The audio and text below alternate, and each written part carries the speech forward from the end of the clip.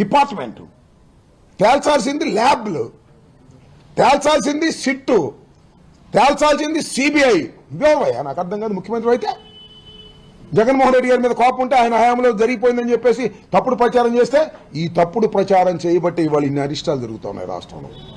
ఇన్ని అరిష్టాలు ఎప్పుడైనా జరిగినాయా? దేవాలయాలు ఎప్పుడైనా ఇన్ని మరణాలు జరిగినాయా? ఇలాంటి మరణాలు జరుగుతున్నాయంటే కేవలం చంద్రబాబు నాయుడు గారు శ్రీ శ్రీ శ్రీ వెంకటేశ్వర స్వామి ప్రసాదాన్ని రాజకీయంగా వాడుకోవాలని చేసిన ప్రయత్నం వల్లనే ఇలాంటి అరిష్టాలు వస్తున్నాయి. ఇప్పటికైనా గ్రహించమని మనం చేస్తున్నాం. సమాజాన్ని రెండుగా చీల్చేయాలనుకుంటున్నాడు. చీల్చేసి ఏదో దానిలో లబ్ధి పొందాలని అనుకుంటున్నాడు. ఇది సరైనటువంటి విధానం కాదని కూడా చెప్పదలుచుకున్నాను. ఇలా మా గెస్ట్ హౌస్లు అంటాడు, మా పొలాలు అంటాడు, ఏం చేస్తాడో నాకు అర్థం కాల.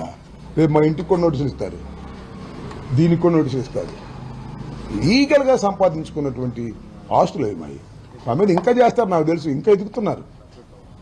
అయితే లిక్కర్ ఎదుగుతారంట, ఆ ట్రాన్స్పోర్ట్లు ఎదుగుతారంట, నన్ను 18 పెట్టడం కుదరదంట, ఇంకా పెట్టాలంట. పెట్టుకోండి, ఎవడు కదండి పెట్టుకోండి. నేను మొన్నే చెప్పా కదా, సెంట్రల్ జైలు నుంచి వచ్చేటప్పుడే చెప్పా మళ్ళా వస్తానని. భయపడే ప్రశ్న లేదని మనం చేస్తున్నాం. భయపడి రోజు చచ్చే కంటే ఒకేసారి చూసుకుంటాం ఏదైనా ఉంటే.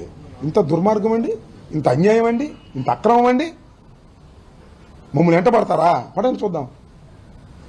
అన్నిటికీ ప్రజలున్నారు, పైన భగవంతుడు ఉన్నాడు. గుర్తుపెట్టుకోండి, అన్నిటికీ సమాధానం చెప్పే రోజు ఒకటి వస్తుంది. చంద్రబాబు నాయుడు గారు, మీ ఘోరాలకి క్రూరాలకి ప్రజలు చూస్తూ ఊరుకుంటారని అనుకోకండి. 2 సంవత్సరాలు అయిపోయింది, ఇంక 3 సంవత్సరాలు ఉంది అంతేగా. ఇంకా దగ్గరికి వస్తుంది. దగ్గరికి వచ్చినా తెలిసింది మీకు దీన్ని మజా ఏంటో, ప్రజల్లో ఎంత వ్యతిరేకత ఉందో అప్పుడు తెలుస్తుంది.